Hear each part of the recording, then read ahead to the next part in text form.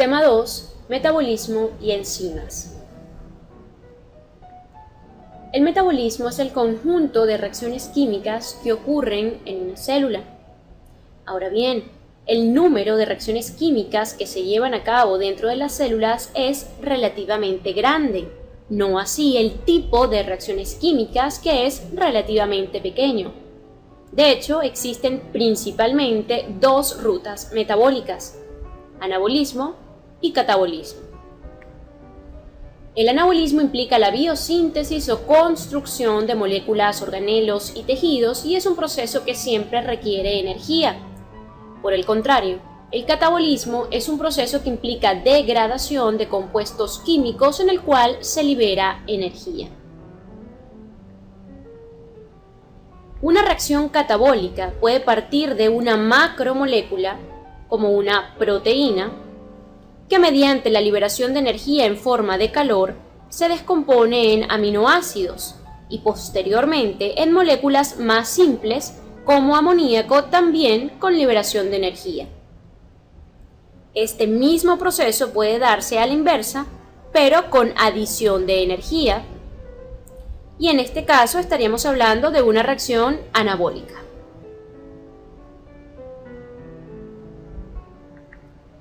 Las funciones metabólicas de las células dependen del organelo específico en el que se lleven a cabo. Por ejemplo, la fosforilación oxidativa y el ciclo de Krebs se lleva a cabo en las mitocondrias. Glucólisis, biosíntesis de ácidos grasos y traducción del ADN en el citoplasma. La digestión enzimática de componentes celulares ocurre en los lisosomas. Tanto la replicación como la transcripción del ADN en el núcleo de la célula. La biosíntesis de lípidos y esteroides en el retículo endoplasmático liso y la síntesis de proteínas en el retículo endoplasmático rugoso.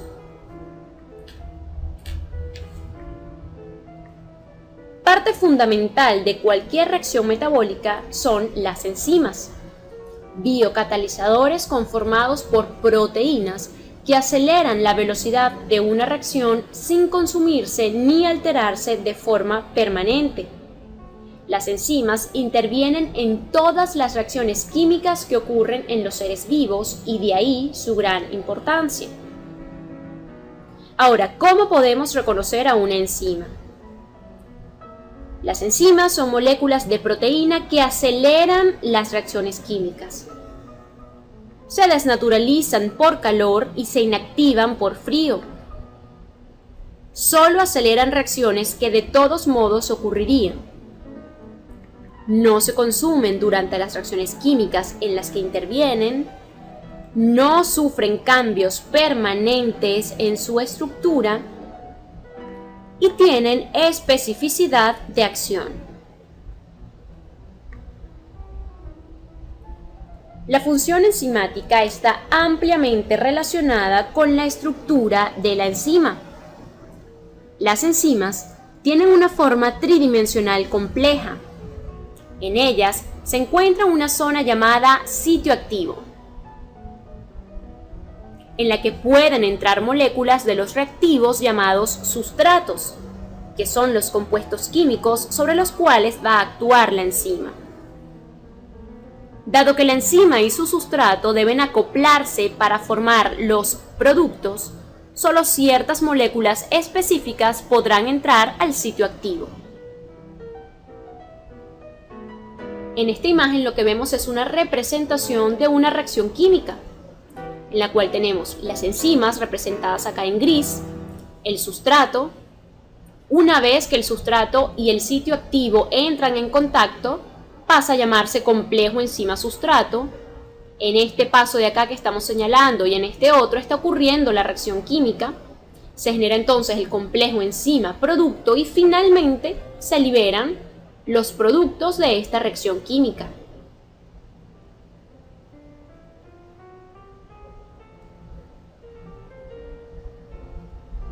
¿Cómo aceleran la velocidad de reacción las enzimas? Para que una reacción química ocurra, los reactivos deben alcanzar su energía de activación, es decir, la energía mínima necesaria para iniciar la reacción. Las enzimas actúan disminuyendo dicha energía y así logran incrementar la velocidad a la que se producen las reacciones. En esta gráfica podemos observar dos curvas.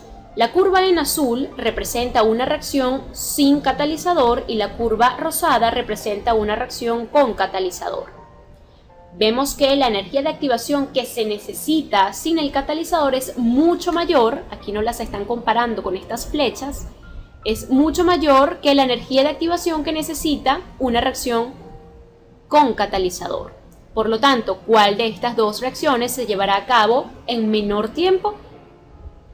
Obviamente, la reacción que tiene un catalizador, la curva rosada. A menudo la molécula enzimática está unida a una parte no proteica a la cual se le conoce como coenzima. La mayor parte de las coenzimas derivan metabólicamente de vitaminas y es importantísimo recalcar que no forman parte permanente de la estructura de la enzima. Las enzimas que necesiten un cofactor o una coenzima para poder funcionar se denominan apoenzimas si todavía no tienen el cofactor unido. De esta manera se dice que está en su forma inactiva. Ahora, una vez que el cofactor o la coenzima se ha unido a la apoenzima y esta entonces puede ejercer su acción y pasa a ser su forma activa, se denomina holoenzima. Otras moléculas orgánicas tampoco proteicas, de pequeño tamaño y que se unen a las enzimas y que también resultan esenciales para su funcionamiento son los grupos prostéticos.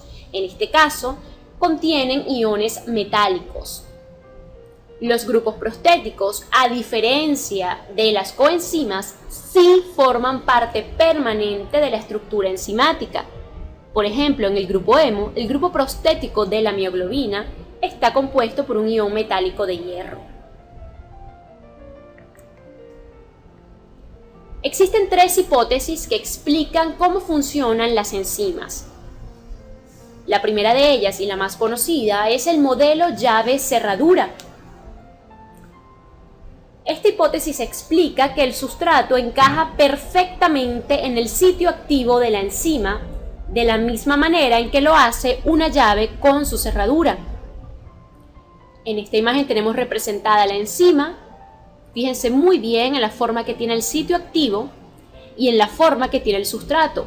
A primera vista podríamos aventurarnos a decir que ciertamente encajaría perfectamente en este sitio activo. En esta imagen de acá tenemos entonces el complejo enzima-sustrato, se formó o se generó la reacción química y tenemos como resultado unos productos. Modelo del cambio conformacional. La enzima sufre un cambio espacial momentáneo para permitir la entrada del sustrato. Una vez llevada a cabo la reacción, recupera su forma original. En este caso, la enzima está representada de color morado. Tenemos dos sustratos diferentes. A primera vista pareciera por la forma del sitio activo que no encajarían, pero justamente lo que explica esta hipótesis o este modelo es que la enzima cambia espacialmente y momentáneamente su forma, se genera el complejo enzima-sustrato y finalmente aquí tenemos a los productos. Y como podemos observar, la forma del sitio activo volvió a ser su forma original. Y por último, el modelo del ajuste inducido, en la que la forma del sitio activo y del sustrato no necesariamente son iguales. Este modelo implica la distorsión tanto de la enzima, ojo, momentáneamente, como del sustrato. Es decir, en este modelo cambian los dos, tanto la enzima como el sustrato. Pero es importante señalar que luego de la reacción la enzima, como ya hemos dicho que es una de sus características, recupera su forma original. Existe una serie de factores que afectan la velocidad o la actividad de las enzimas. Entre ellos tenemos, por ejemplo, la concentración de sustrato. A medida que aumenta la concentración de sustrato, lo vemos acá en esta gráfica, Aumenta también la velocidad de la reacción enzimática hasta que llega a un punto en el que se hace constante o llega a su velocidad máxima. La temperatura. Este es un factor de suma importancia porque la gran mayoría de las enzimas funcionan a una temperatura óptima que se encuentra entre los 35 y 45 grados centígrados. Esa es la temperatura óptima, es decir, a la que las reacciones ocurren de manera rápida, eficiente y se garantiza que actúe la enzima como tal. Ahora bien, ¿qué pasa si sometemos a las enzimas a una temperatura menor a su óptima o a una temperatura mayor a su óptima? A medida que disminuye la temperatura del sistema, la velocidad de la reacción enzimática va disminuyendo, hasta que llega un punto en el que incluso se inactivan o se detienen. Pero ¿qué ocurre si aumentamos la temperatura? Superar la temperatura del sistema de las enzimas a más de 50 grados centígrados, 60, 70, etc., implica una desnaturalización de la enzima. ¿Qué quiere decir esto? Desnaturalizar una enzima implica destruir su estructura espacial. Este es un proceso que resulta irreversible y totalmente perjudicial para la función enzimática. Y otro de los factores que afectan la actividad enzimática es el pH. En este caso, va a depender específicamente de la enzima a la cual nos estemos refiriendo. ¿Por qué? Porque cada enzima actúa a un pH específico. Por ejemplo, tenemos la tripsina, que es una enzima que rompe proteínas y es producida por el páncreas y de ahí va al duodeno.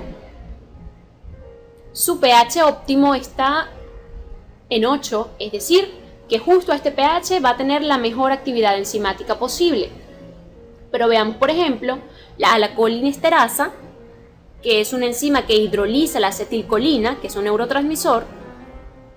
Su pH óptimo está entre 6 y 7 aproximadamente, pero luego se mantiene constante.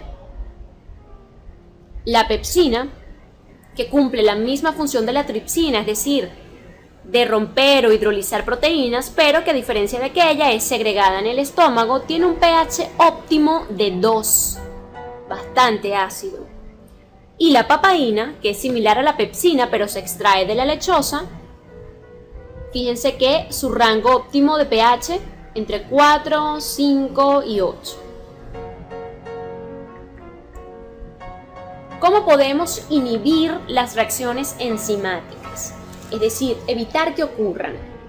Existen dos tipos de inhibición: inhibición reversible e inhibición irreversible. Comencemos con la reversible, caracterizada porque no presenta uniones por enlaces covalentes. En este caso tenemos dos tipos de inhibición reversible: competitiva y no competitiva. Inhibición reversible competitiva: moléculas que se parecen tanto al sustrato que la enzima la aceptará en su lugar de unión, es decir, en el sitio activo. Este ejemplo que tenemos acá, esta sería la enzima, esto que estamos señalando el sitio activo, y este sería el sustrato para esta enzima. Pero este inhibidor competitivo, que es una molécula que se parece, vean bien, comparemos, se parece bastante al sustrato, se coloca en su lugar, impidiendo que este, que es el sustrato de la enzima, realice su acción. Es decir, está compitiendo por el sitio activo del sustrato. Ahora, una inhibición reversible no competitiva es cuando moléculas que pueden unirse a un segundo lugar de la superficie enzimática se unen, pero no al centro activo. Es decir, aquí tenemos entonces la enzima. Este que estamos señalando sería el sitio activo en el cual debería encajar este sustrato, pero viene un inhibidor no competitivo, se pega por este lado de acá, fíjense que no es el sitio activo, pero al adherirse cambia la forma del sitio activo, impidiendo entonces que su sustrato pueda entrar. Entonces no está compitiendo directamente por el sitio activo, aunque es una forma de inhibirla. Ejemplos de ambos tipos de inhibición.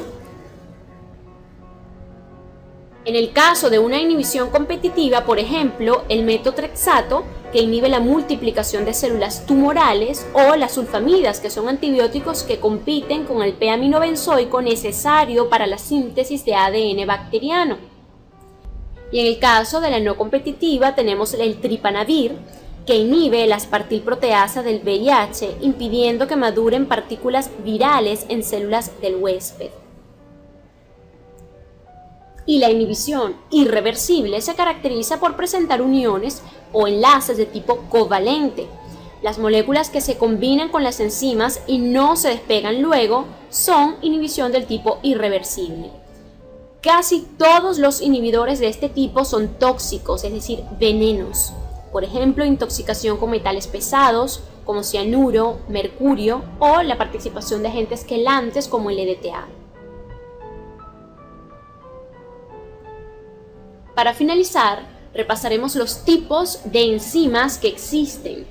Las enzimas se clasifican según su acción o la función que lleven a cabo. Por ejemplo, enzimas óxido-reductasas. Catalizan reacciones de óxido-reducción. En este grupo se encuentran las deshidrogenasas, oxidasas y reductasas. Enzimas transferasas. Implican la transferencia de grupos funcionales de una molécula a otra. Las hidrolasas. Llevan a cabo reacciones de hidrólisis, es decir, se produce la ruptura de un enlace mediante la adición de agua. Liasas. Catalizan la ruptura de enlaces. Isomerasas. Recordemos primero que un isómero es un compuesto con igual fórmula molecular pero distinta estructura molecular. Las isomerasas catalizan reordenamientos intermoleculares, es decir, reacciones de isomerización. Y por último, las ligasas, que catalizan la formación de un enlace entre dos moléculas de sustrato con aporte o adición de ATP.